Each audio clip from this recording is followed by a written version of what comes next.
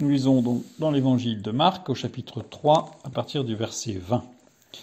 Ils se rendirent à la maison et la foule s'assembla de nouveau, en sorte qu'ils ne pouvaient même pas prendre leur repas. Les parents de Jésus, ayant appris ce qui se passait, vinrent pour se saisir de lui, car ils disaient « il est hors de sens ».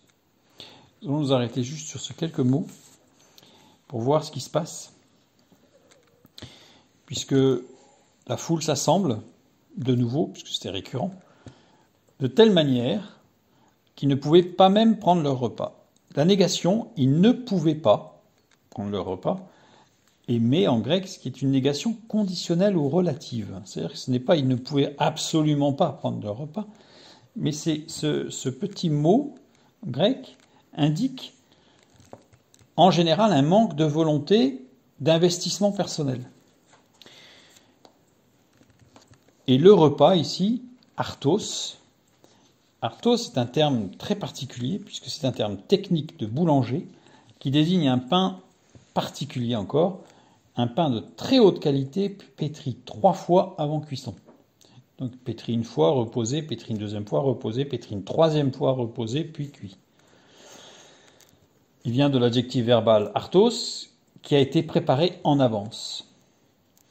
Donc en fait, ici, Jésus et ses disciples s'adaptaient dans leur organisation et leur planning aux besoins de ceux qui venaient le voir. Et les repas n'étaient pas considérés par eux comme au-dessus des besoins des autres. Puisque sinon, ça aurait été au hook, la négation absolue, qui aurait montré qu'en fait, ils étaient débordés, ils ne pouvaient même pas manger. Alors que là, c'est que ce qui dérangeait en fait, on va voir qui c'était, les parents, qui dérangeait certaines personnes, c'est que Jésus et les disciples, en fait, n'étaient pas à heure fixe, et ils s'adaptaient aux autres, particulièrement à ceux qui étaient dans le besoin. Et donc, les parents de Jésus, ayant appris ce qui se passait, vinrent pour se saisir de lui, car ils disaient « il est hors de sens ». Et là, on a l'impression, quand on lit ça, que c'est parce qu'il ne mangeait pas bien que les gens viennent le chercher, que ses proches viennent le chercher pour se saisir de lui et l'enlever de là en disant il a perdu la tête. On va regarder justement. Le mot « les parents », tel que c'est traduit, ça laisse presque supposer qu'il y avait Joseph et Marie. Les parents. Le papa et la maman. Les parents. On pourrait penser que ce sont les proches, ses frères et sœurs, ses cousins. Mais le terme « para », qui a été traduit par « parents », ceux qui sont à côté de lui. Ceux qui sont proches de lui. Alors, il pouvait y avoir la famille, mais pas exclusivement, en fait. C'est ceux qui étaient proches de lui. Viennent le saisir. Kratéo. Prendre pouvoir. Devenir le maître. Tenir sous contrôle. En fait, on a l'impression qu'il venait physiquement l'arracher et le prendre. En fait, il venait pour essayer d'avoir autorité sur lui et de lui dire ce qu'il fallait faire. Qu'ils viennent. Et le texte montre qu'ils prennent de Jésus un peu de haut, en disant « Non, mais là, ça va pas, on va t'expliquer tout. On va t'expliquer. » Car il disait « il est hors de sens ». Et là, c'est très, très, très intéressant. Le terme « il est hors de sens », existémie, est un terme particulier utilisé par les philosophes grecs depuis quasiment 6 siècles avant Jésus-Christ. Et dans les écrits philosophiques, justement des philosophes grecs, ce terme, exestémie, a le sens de quelqu'un de perturbé ou d'étonné, qui est dans l'étonnement. Il est très souvent utilisé pour décrire un état d'esprit où quelqu'un est surpris, étonné ou troublé par quelque chose d'inattendu ou d'étrange. Donc c'est-à-dire que c'est comme s'il disait, Jésus là, il est un peu bousculé parce qu'il a compris ou il a vu des choses étranges. Par exemple, dans la philosophie de Platon, ce terme est utilisé pour décrire l'effet d'une révélation sur l'esprit d'une personne, laissant celle-ci dans un état de perplexité ou de confusion. Ça veut dire qu'en fait, il disait que Jésus avait eu une révélation, donc il ne niait absolument pas tout ce qu'il disait, mais que de fait, cette révélation étant très forte, il fallait qu'il prenne du temps pour la digérer. Il fallait qu'il prenne du recul. Donc ça n'a rien à voir avec le fait de ne pas prendre de repas. Tel que c'est traduit, on a l'impression que c'est une conséquence. En fait, ce sont deux choses différentes. deux choses différentes.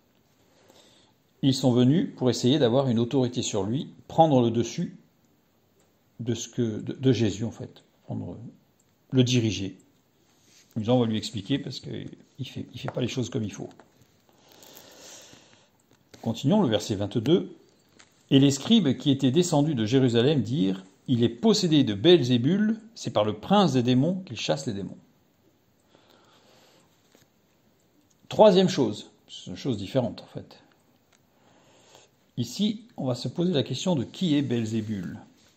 Pour savoir qui est Belzébul, puisque dans la théologie chrétienne, c'est Satan, mais dans la Bible, ce n'est pas Satan. Dans la Bible, et on le voit dans 2 Rois, chapitre 1, le verset 2, seul endroit d'ailleurs où il est cité Belzébul ailleurs que dans le Nouveau Testament, justement dans les passages où on accuse Jésus, et dans un autre passage où Jésus parle et donne une image. Mais il rappelle évidemment 2 Rois 1, 2.